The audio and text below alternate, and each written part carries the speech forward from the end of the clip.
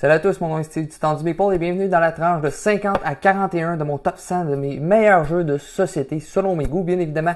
N'hésitez pas à laisser un like à cette vidéo, de vous abonner à la chaîne et même d'actionner la petite cloche si vous voulez être notifié pour les prochaines vidéos de cette série-là et les autres.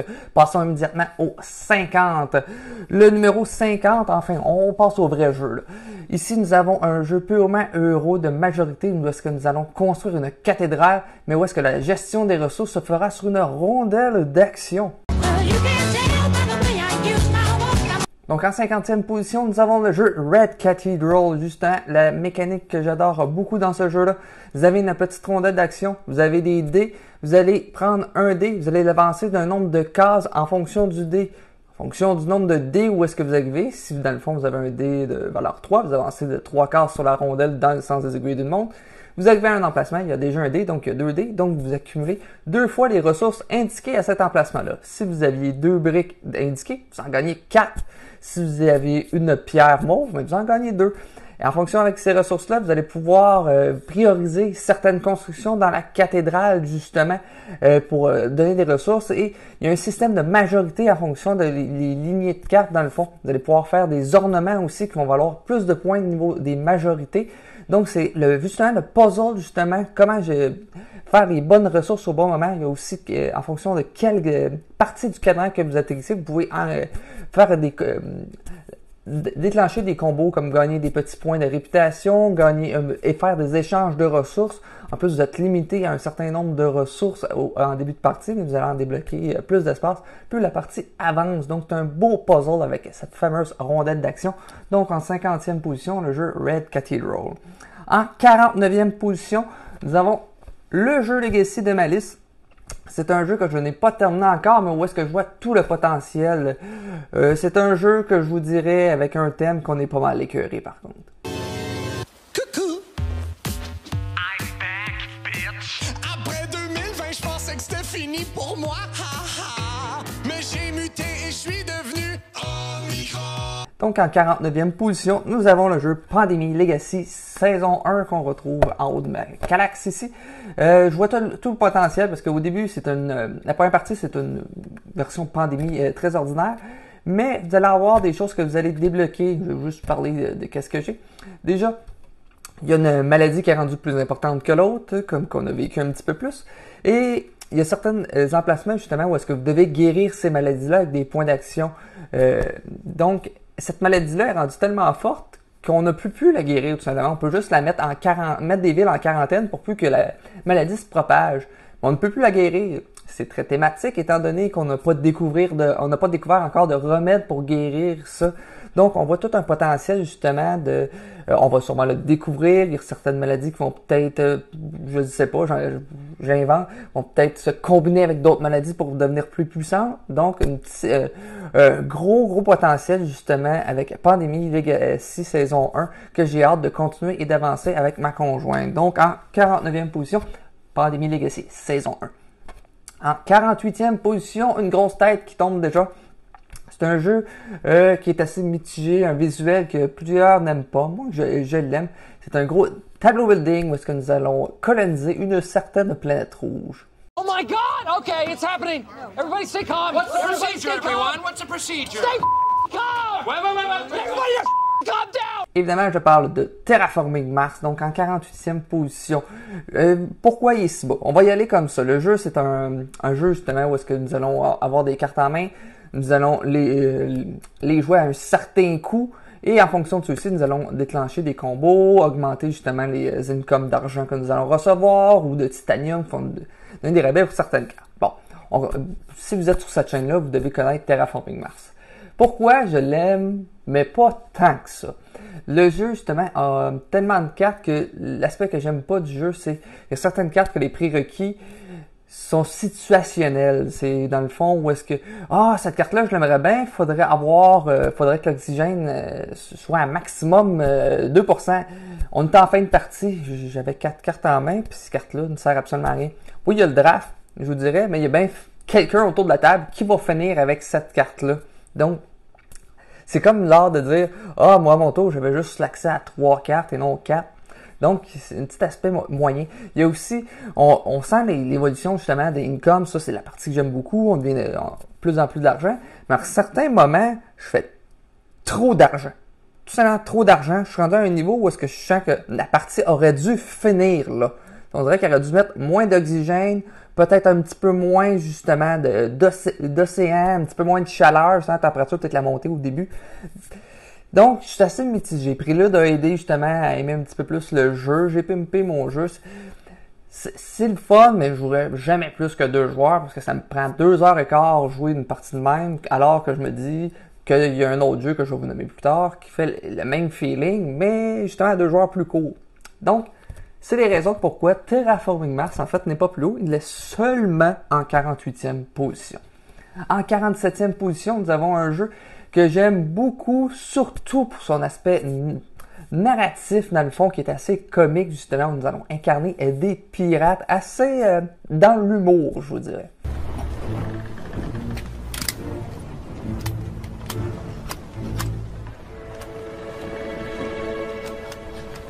Donc, en 47e position, nous avons le jeu Forgotten Waters. C'est un jeu ce n'est pas un jeu à campagne, c'est un jeu à scénario. C'est-à-dire, vous avez dans la boîte de base 5 scénarios, il y en a un autre qui est offert dans l'application, parce que oui, c'est un jeu à application. Et j'apprécie cette application-là, puisque justement, elle va nous faire la lecture du jeu, et même à cette heure, le jeu est rendu en français, donc c'est encore plus intéressant. Les mécaniques font que le jeu n'est pas plus haut, mais l'histoire qui entoure, les décisions, l'humour qui est à l'intérieur de ça, fait qu'il est aussi haut. C'est dans le fond, vous allez incarner des pirates qui sont sur un bateau et vous allez tenter de faire la mission qui pourrait être tout simplement d'aller combattre un pirate ennemi à un certain endroit sur la map. Justement, à chaque tour, vous allez placer un de vos ouvriers pour faire une des actions. Il y a des icônes. On pense à ce qu'on pourrait faire. Nous allons faire des tests comme ça pourrait être de la pêche. Je roule un dé et je roule 8. On regarde sur la carte à 8. Est-ce que j'ai des succès?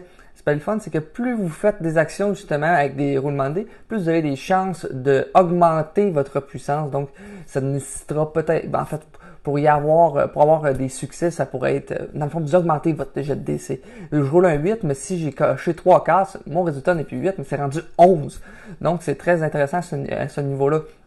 L'humour, justement, est vraiment présent. C'est très intéressant. Le visuel est tout simplement magnifique.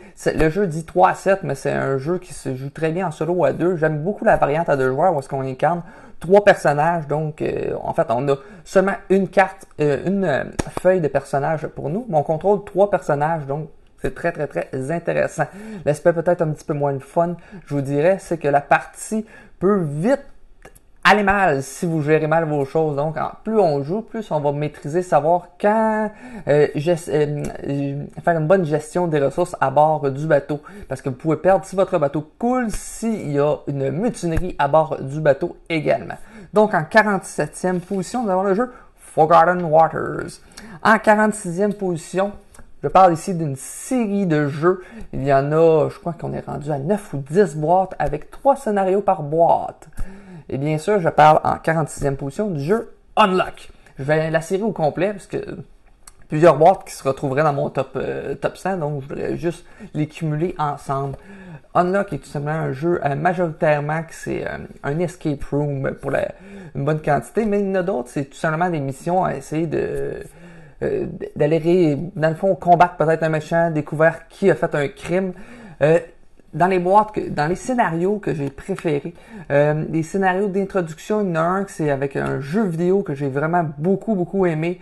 Il y a un scénario où est-ce que vous incarnez justement des espions et que vous allez utiliser la manière de l'application. Si vous collez des cartes ensemble et que vous utilisez l'application, il y a des nouvelles choses qui vont se révéler que j'ai vraiment beaucoup aimé.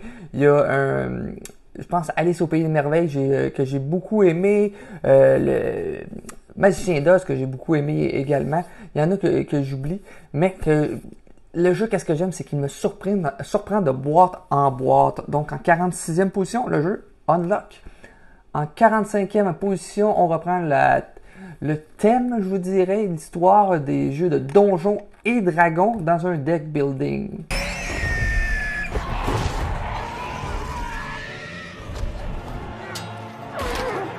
En 45e position, nous avons donc Tyrant of the Underdark, les tyrans de l'ombre terre en français.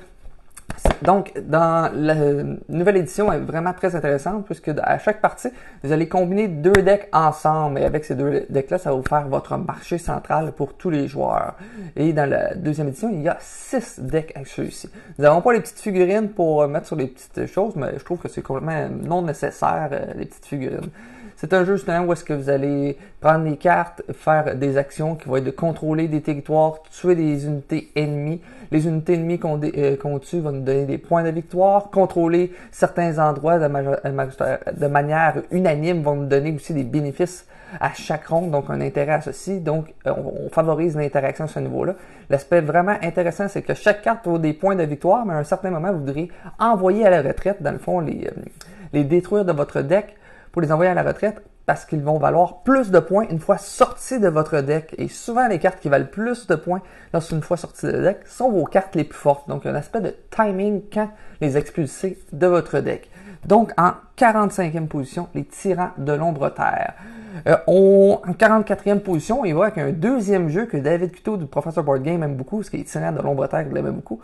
Dans le fond, c'est un jeu où est-ce que vous allez incarner des explorateurs d'un château, mais où est-ce qu'il y a un dragon, où est-ce que nous allons tenter d'éviter de faire du bruit pour le réveiller.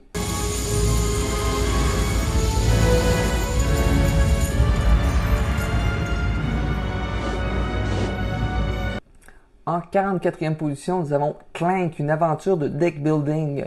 Dans le fond, qu'est-ce que j'aime beaucoup de Clank? J'ai 2 extensions. Il y a Sunskin, je pense, quelque chose de genre, et la Mommy. Et en plus, j'ai une extension, je me rappelle plus c'est quoi le nom, mais ça donne des decks asymétriques avec vos personnages. Dans le fond, c'est un jeu bien évidemment de deck building où est-ce que vous allez tenter d'explorer un donjon et que vous allez justement aller récolter des trésors et ceux-ci vont vous donner des points de victoire. Et lorsque vous sortez, justement, ça va déclencher un effet de fin de partie et un aspect justement de course d'aller en chercher un et de sortir le plus tôt possible. Par contre, si vous sortez plus tôt possible, l'adversaire sait combien il lui reste exactement de temps avant de possiblement mourir. Donc, il y a la possibilité d'aller gruger un petit peu de points. Donc, essayez pas d'aller trop vite à sortir. Ça n'a jamais marché, moi. Ça n'a jamais marché. Donc, c'est le jeu favori en fait de ma conjointe, Clank, qui n'a pas besoin de publicité pour ce jeu-là. Il est quand même beaucoup reconnu.